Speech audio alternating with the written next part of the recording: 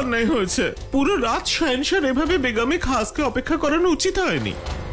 শাহিনশাহ আপনার কাছে আসা উচিত ছিল বেগম সাহেবা। আমার আঘাতে নুনের ছিটে দিতে এসেছো? বেহায়া কোথাকার, দূর হয়ে যাও এখান থেকে।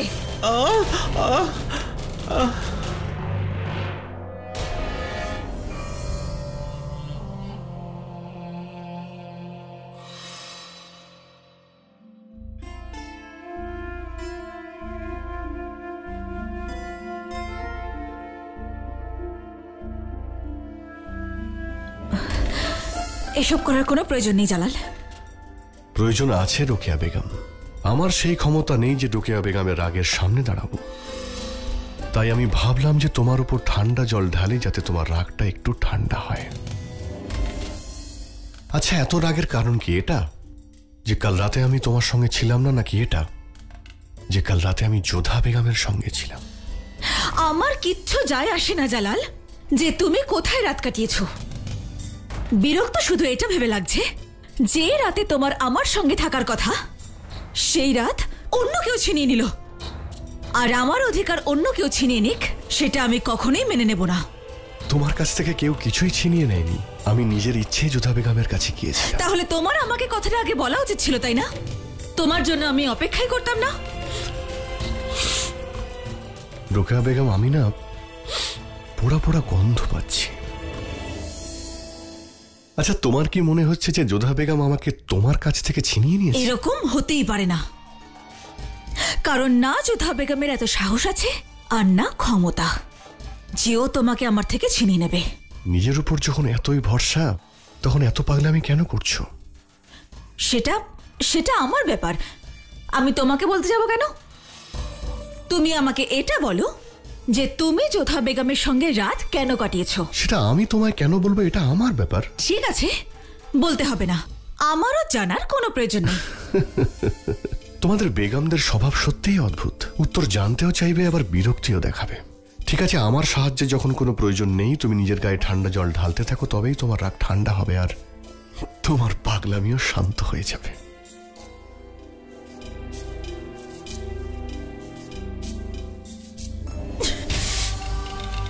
জালাল, তুমি যোধা বেগমের কাছে থাকো বা না থাকো আমার কিচ্ছু যায় আসে না, কিন্তু তুমি আমার কাছ থেকে কথা লুকোবে সেটা আমি সহ্য করব না।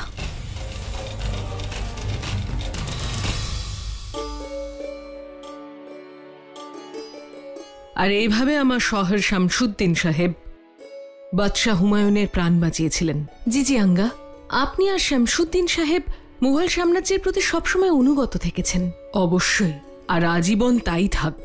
এই আনুগত্য আসলে ভালোবাসা থেকে জন্ম নেয়। মুঘল পরিবার আমাদের এত সম্মান দিয়েছে, সত্যি বলতে এই সম্মানের মূল্য প্রাণের চেয়েও বেশি। আসসালামু আলাইকুম। ওয়ালাইকুম আসসালাম। জাবেদা বেগম, তুমি এখানে? আমি না অনেকদিন ধরে একটা কথা ভাবলাম আপনাদেরকে জিজ্ঞেস করে নিই। হ্যাঁ হ্যাঁ, বলো। আসলে আপনি যে মহরুম বাদশাহ হুমায়ুনের ওপর বইটা লিখছেন সেটা শেষ হতে আর কত সময় লাগবে? কেন? আসলে হয়েছেটা কি, আমিও না আপনাকে দিয়ে একটা বই লেখাতে চাই, মহামাঙ্গা নামা। আমার শাশুড়ি মায়ের নামে। হ্যাঁ, কথাটা তো একদম ঠিক। মহামাঙ্গা সারা জীবন খুব ভালো কাজ করেছেন। জালালের জন্য উনি যা করেছেন তা আমরা সবাই জানি, কিন্তু এমন ঘটনা কিছু আছে যেটা শুধুমাত্র আমিই জানি। খুবই চমকপ্রদ আর আকর্ষণীয় ঘটনা, সবাই খুব মনোযোগ সহকারে পড়বে। আমি বাজি ধরতে পারি যে এই বইটা না সবাই পছন্দ করবে। হ্যাঁ হ্যাঁ, মহামাঙ্গার সাথে সাথে সবাই তোমাকেও মনে রাখবে। তা তো নিশ্চয়ই জিজি আঙ্গা। আমরা দুজনে না একই মুদ্রার দুটো পিঠ, কেউ আমাদের আলাদা করতেই পারবে না। সেই জন্যই তো আমি এখানে এসেছি। আপনি লিখবেন তো? হ্যাঁ নিশ্চয়ই, আমরা দুজন তোমার কথাটা নিয়ে ভাববো। ঠিক আছে? আচ্ছা, আমি তাহলে আসি। খোদা হাফিজ। খোদা হাফিজ। কি সরল না জাবেদা? হ্যাঁ।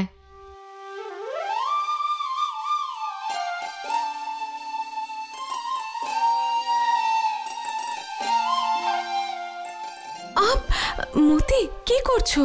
সাবধানে চুলটা বাঁধো, লাগছে তো। কি করবো যোধা, চুলে জট পড়েছে। হ্যাঁ, ওই সারা রাত হাওয়ার মধ্যে বসেছিলাম তো, হয়তো তার জন্য। বুঝতে পারি না বাবা, সারা রাত ধরে তুমি আর শাহেনশাহ কথা বলছিলে নাকি চুল ওড়াচ্ছিলে? মতি, তোমার মনে হয় না যে তুমি আজকাল একটু বেশি কথা বলছো? না না যোধা, আমি তো শুধু এটাই ভাবছিলাম যে এতক্ষণ ধরে নিশ্চয়ই তোমরা কোনো গুরুত্বপূর্ণ কথাই বলছিলে, তাই না যোধা? কোনো গুরুত্বপূর্ণ কথা বলছিলাম না। কথা বলতে বলতে সময় কিভাবে কেটে গেল বুঝতেই পারিনি। নাও বেঁধে দাও।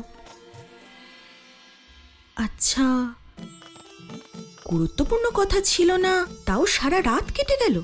এর মানে হলো যে কথার মধ্যে নিশ্চয়ই অন্য কোনো আকর্ষণ ছিল। কি হয়েছে যোধা? আজকাল আমার সখীর মনে আনন্দের বন্যা বয়ে যাচ্ছে। খাবার তৈরিতে আনন্দ, খাবার খাওয়ানোতে আনন্দ, কথার মধ্যেও আনন্দ। দাঁড়াও, দেখাচ্ছি। দেখো, অন্যরকম কিছু ভাবার আগে আমি একটা কথা স্পষ্ট করে বলে দিতে চাই। আমার মনে শাহেনশাহর জন্য যে ভাবনা তুমি দেখছো তার অন্য কোনো অর্থ নেই। না, আমি বদলে গেছি। আমি শুধু ওনার প্রতি আমার কৃতজ্ঞতা প্রকাশ করছি। উনি সুকন্যার জন্য যা কিছু করেছেন, আমাদের জন্য যা কিছু সহ্য করেছেন, আর তাছাড়াও আমাকে ধর্ম পরিবর্তন করতে বাধ্য করেননি। আর সবচেয়ে বড় আর গুরুত্বপূর্ণ কথা হলো যে উনি আমার কথা রেখেছেন, উনি আমাকে স্পর্শ করেননি। এর থেকেই তো প্রমাণিত হয় যে ওনার মধ্যে একটা ভালো মানুষ লুকিয়ে আছে। আর এটা আমার শিক্ষা যে যিনি ভালো ব্যবহার করেন তার সঙ্গে আরো ভালো ব্যবহার করা উচিত। সেই জন্য আমি এসব করছি, বুঝেছো? এবার তোমার উল্টোপাল্টা ভাবনা বন্ধ করো আর চলো, বাগান থেকে ফুল তুলতে হবে।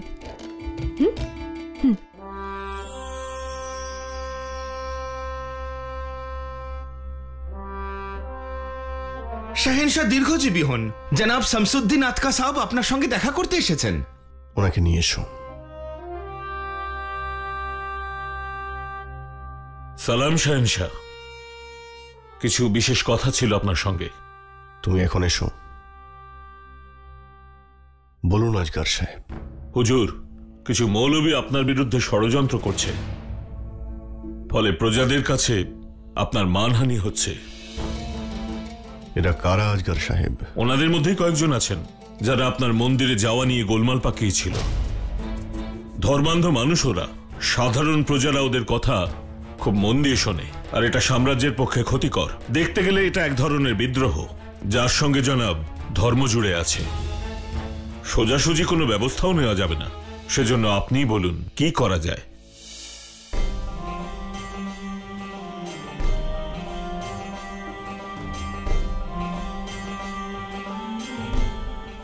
আপনি ওনাদের জানিয়ে দিন যে খুব তাড়াতাড়ি ওনাদের সঙ্গে আমি দেওয়ানে খাসে দেখা করব।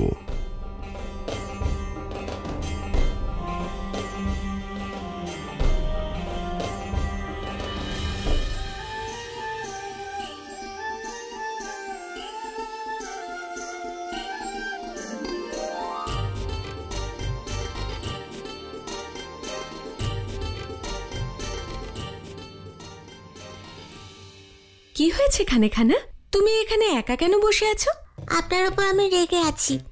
কালকেই তো আপনি বলেছিলেন যে রাতে আপনি গল্প শোনাবেন। আমি তো কাল গিয়েছিলাম, কিন্তু আপনি তো আপনার কক্ষে ছিলেনই না। হ্যাঁ, তা তো ঠিক। আপনি হলেন খানে খানা আর আমি সামান্য একজন বেগম। আমার আরো কিছু কাজ ছিল যে। আচ্ছা, তোমায় গল্প শোনাইনি তার জন্য আমায় ক্ষমা করে দাও।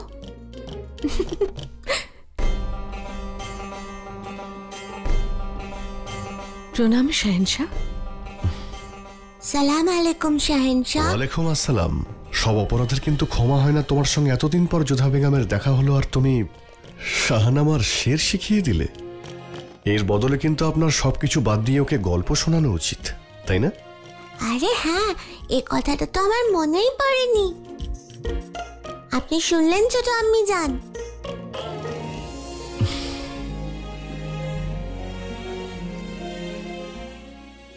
হ্যাঁ, আমি শুনেছি। তোমার গল্প শোনানো বাকি থাকলো। আজকে অবশ্যই তোমাকে গল্প শোনাবো। এখন যাও, তোমার আম্মি তোমার জন্য অপেক্ষা করছেন।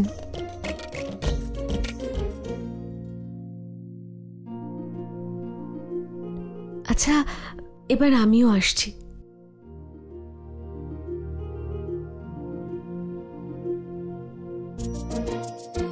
মতি, আমার নূপুর কোথায় গেল?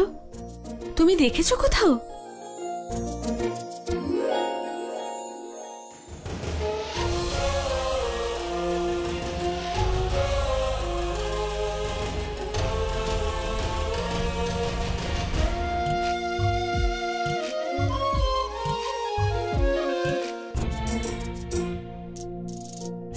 এটা হাতে নয়, পায়ে পড়তে হয় যোধা বেগম। আপনার পাটা এগিয়ে দিন। ভয় পাবেন না, আপনার পা টেনে আমি আপনাকে ফেলে দেব না। দিন।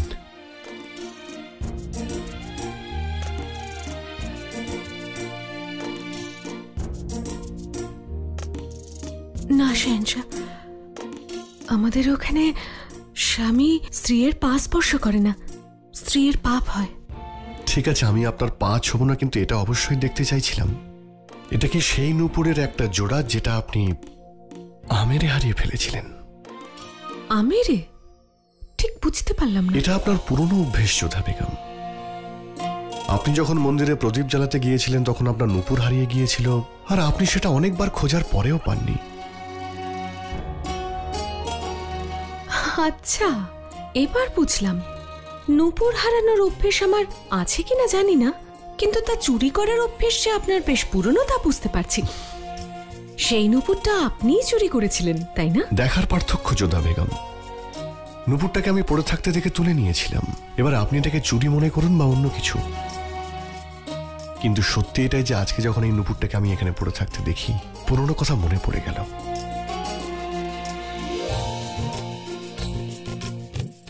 শোনো, ওনাকে এই নূপুরটা পরিয়ে দিও। আর যোধা বেগম, যদি আপনার পুরনো নূপুরের প্রয়োজন হয় তাহলে আমাকে বলবেন, আমি সেটা খুব যত্ন করে রেখে দিয়েছি।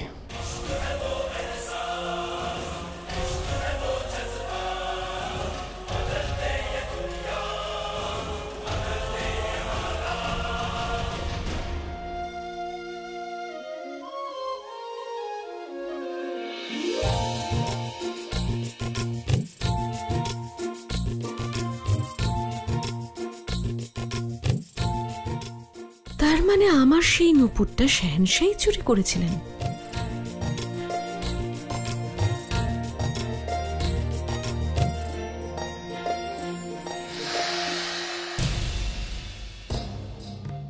আদাব যোধা বেগম। প্রণাম। একটা কথা বলুন, এমন কি কারণ আছে যার জন্য শাহেনশাহ আপনার উপর একটু বেশি দয়ালু হয়ে পড়লেন? উনি ওখানে আপনার বোন সুকন্যাকে রতনপুরের দুর্গ উপহার দিলেন, আর এখানে ধর্ম বদলানোর সিদ্ধান্ত আপনাকে নিতে দিলেন। এই কথাটা তো শেহনশাহই জানবেন, না হলে আপনি জানবেন, তাই না?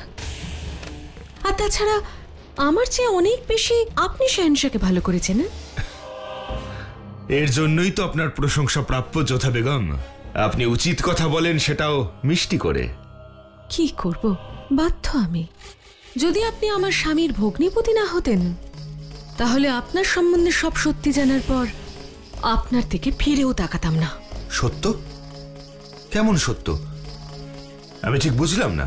সেই সত্য যা আপনার আর আদম খানের মধ্যে লুকিয়ে আছে। আপনারা দুজনে যে ষড়যন্ত্র করছেন সেই সত্য। আপনি কি বলতে চাইছেন? এটাই যে আপনি আমার বোনের শ্বশুরবাড়ির লোকেদের শেহনশাহর নাম নিয়ে মিথ্যে কথা বলেছিলেন। এই কথাটা আপনার মুখ দিয়ে আমি নিজের কানে শুনেছিলাম। সেই রাতে দাসীর পোশাক পরে আমি আপনাদের কক্ষে গিয়েছিলাম। তখন আপনারা দুজনে বলছিলেন, জালালও ভাবতে পারবে না যে ওর ভগ্নিপতি আর সুবেদার ওকে মিথ্যে বলতে পারে। আমি শুধু বক্সিবানুর কথা ভেবে চুপ করেছিলাম, কারণ তিনি আপনাকে জীবিত দেখতে চান। না হলে আজকে না আপনি এই মহলে থাকতে পারতেন, না আমাকে সেলাম করতে পারতেন, আর না আমার পথ আটকাতে পারতেন। এবার আমার পথ ছাড়ুন, দেরি হয়ে যাচ্ছে।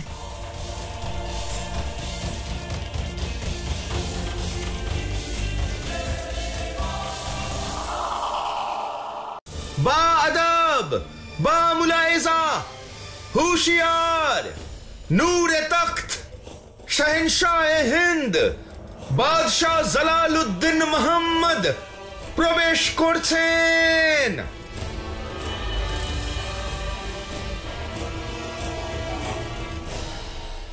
আমি শুনলাম আমাকে নিয়ে আপনাদের নাকি অভিযোগ আছে। অভিযোগ তো আছেই শাহেনশাহ।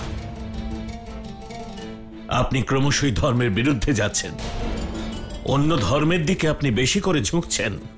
এটা হলো ইসলাম বিরোধী। আপনি প্রথমে মুসলমান, তারপরে শাহেনশাহ।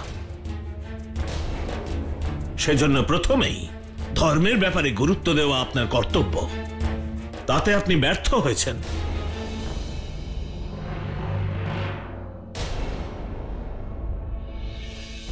আপনাদের অভিযোগ আমি অবশ্যই শুনব, আর অবশ্যই আপনারা ধর্মের ব্যাপারে আমার থেকে অনেক ভালো জানেন। সেই জন্য একটা জটিল বিষয়ে আমি আপনাদের পরামর্শ চাই। দেখুন মৌলভী সাহেব, কেউ যদি শাহেনশাহর আড়ালে প্রজাদের কাছে নিন্দে করে, তার নামে সমালোচনা করে, তাকে নিয়ে বদনাম করে, আপনার কি মনে হয় সেটা কি ঠিক? অবশ্যই তা ঠিক নয়। বাদশাহ প্রজাদের কাছে আল্লাহর মতো, তাকে আল্লাহ ছায়াই মনে করা হয়। কেউ যদি তার বদনাম করে সেটা হয় অপরাধ। আপনি এটা স্বীকার করছেন যে এটা অপরাধ, আর যেই অপরাধ করেছে সে অবশ্যই শাস্তি পাওয়ার যোগ্য। এই ধরনের মানুষকে কি বিদ্রোহী বলা যায়? আপনি বলুন। অবশ্যই সে অপরাধী, শাস্তি পাওয়ার যোগ্য। মানতেই হবে এটা। শাহেনশাহ খুবই বুদ্ধিমান। বুদ্ধিমান তো অবশ্যই, কোথায় কখন কি বলা উচিত খুব ভালো করে জানেন। সেই অপরাধীকে তাহলে সবার সামনে শাস্তি দেওয়া যায়? অবশ্যই সবার সামনে কঠোরতম শাস্তি দেওয়া উচিত।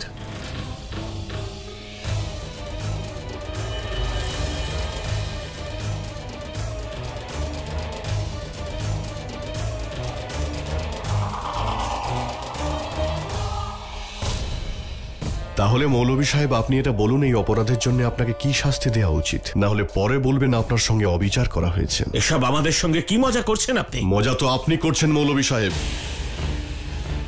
আপনি জনসমক্ষে এটা প্রচার করেছেন যে আমি আমার ধর্ম থেকে সরে যাচ্ছি, আমি এই সিংহাসনের যোগ্য নই, আমি সত্যিকারের মুসলমানও নই। কিন্তু সত্য এটাই মৌলভী সাহেব যে আমি সত্যিকারের মুসলমান, আর আজও আমি আমার ধর্ম মেনে চলি, আর সেই কথা স্বয়ং খোদাও জানেন। এর প্রমাণ আমার কাউকে দেওয়ার কোনো প্রয়োজন নেই। যে বিষয় নিয়ে আপনি কথা বলছেন, কিছুদিন আগেই আমি মুফতি আলা আর শাহী মসজিদের ইমামের সঙ্গে এই বিষয় নিয়ে কথা বলেছি, আর ওনারা এটা স্বীকার করেছেন আমি নির্দোষ। শাহেনশাহ তো ঠিকই বলছেন, আর পীরে আলা সেলিম চিস্তি সাহেবও ওনার সঙ্গে একমত। এত কিছুর পরে ওনাদের ব্যবহার দেখে মনে হচ্ছে ওনারা পিরালার কোনো পরোয়া করে না, আর তার সঙ্গে শাহেনশাহর। আমরা আমাদের দায়িত্ব পালন করেছি। রাজনীতি আর শাসন কার্য ইসলামের হিসাবে চলছে কিনা সেটা দেখার দায়িত্ব আমাদের। না মৌলভী সাহেব, আপনি মৌলভী, আমি বাদশাহ। আপনি ধর্মের কাজ দেখবেন আর আমি দেখব শাসন ব্যবস্থা। আমি আপনার কাছে পরামর্শ চাইলে আপনার কর্তব্য হলো আমাকে পরামর্শ দেওয়া, কিন্তু মৌলভী সাহেব আপনি তা করেননি। আপনি বিদ্রোহ করার চেষ্টা করেছেন। আপনি ধর্মের পথ থেকে সরে গিয়ে রাজনীতি আর শাসন ব্যবস্থার ব্যাপারে মাথা ঘামিয়েছেন। উনি তো ঠিকই বলছেন। শাসন কার্য আর ধর্ম দুটোর পথ হলো ভিন্ন। শাসন কার্যের সঙ্গে ধর্ম আর ধর্মের সঙ্গে শাসন কার্যকে জোড়া ভুল। এ ব্যাপারে কোনো সন্দেহ নেই, এটা অপরাধ। এই অপরাধ ওনারা করেছেন। একজন শাহেনশাহ হিসেবে আমি ধর্মকে সবার আগে স্থান দিয়েছি, আর এনারা ধর্মের দোহাই দিয়ে সাম্রাজ্যে বিশৃঙ্খলার চেষ্টা করেছেন। এ তো আমাদের অপমান করা হচ্ছে। যখন মানুষ তার কর্তব্য থেকে সরে যান তখন সে আদতে নিজেকেই অপমান করেন মৌলভী সাহেব। আমি আজ যদি আপনাদের না থামাই আর শাসন ব্যবস্থা ধর্মকে মিশিয়ে দিই, তাহলে ধর্মেরই অপমান হবে, সেটা আমি কোনোভাবেই মেনে নেব না। ধর্মকে অপমান তো আপনি করছেন, এবং সেটাও আপনার বেগমের পক্ষ নিয়ে। আপনি চেষ্টাই করলেন না ওনাকে ইসলাম ধর্ম গ্রহণ করাতে। যদি আমি তা করতাম তাহলে খোদার কাছে আমি ছোট হয়ে যেতাম মৌলভী সাহেব। ইসলাম তাকেই গ্রহণ করে যার ইসলামের উপরে বিশ্বাস আছে, যে ইসলামকে ভালোবাসে। তবে স্বার্থের জন্য ইসলামকে গ্রহণ করা বা করানো একটা অপরাধ, আর ধর্মের নামে রাজনীতি করা আরো বড় অপরাধ মৌলভী সাহেব। এইমাত্র আপনিই বললেন ইসলামের যে বিরোধী তাকে বিদ্রোহী বলা হয়, আর সেই বিদ্রোহীর অবশ্যই শাস্তি পাওয়া উচিত। আমি আপনাদের এখন সাজা দেব। ধর্মগুরুদের আপনি সাজা দেবেন? এ তো অন্যায়। ধর্মগুরুদের নয়, আমি রাজনীতির দালালদের শাস্তি দেব। একটু আগেই আপনি বললেন আমি খোদার ছায়া, আর এখন আমার সিদ্ধান্ত আপনাদের ভুল বলে মনে হচ্ছে। বিদ্রোহীর শাস্তি হলো মৃত্যু, তবে আপনাদের ভাগ্য ভালো যে আমি আপনাদের এই সাম্রাজ্য থেকে বেরিয়ে যাওয়ার জন্য হুকুম দিচ্ছি। আর এটাই ভালো হবে, আপনারা মক্কা শরীফে চলে যান। হয়তো ওখানে যাওয়ার পরে আপনারা প্রকৃত ধর্ম বুঝতে পারবেন। আপনাদের যাত্রার খরচ শাহী খাজানা থেকে দেওয়া হবে। আমার মনে হয় যে আপনার আমাদের সঙ্গে একবার আলোচনায় বসা উচিত। সেটা ভীষণ প্রয়োজন বাদশাহ সালামত। আলোচনার কোনো প্রয়োজন নেই, আমি আজ পর্যন্ত সেটাই করেছি, কিন্তু আর না। আমি ঘোষণা করছি আজকের পর থেকে রাজনৈতিক ব্যাপারে ধর্ম হস্তক্ষেপ করবে না। যা সিদ্ধান্ত নেওয়ার আমি নিজে নেব, কারোর সঙ্গে কোনো আলোচনা করব না। আমার হুকুম যেন পালন করা হয়।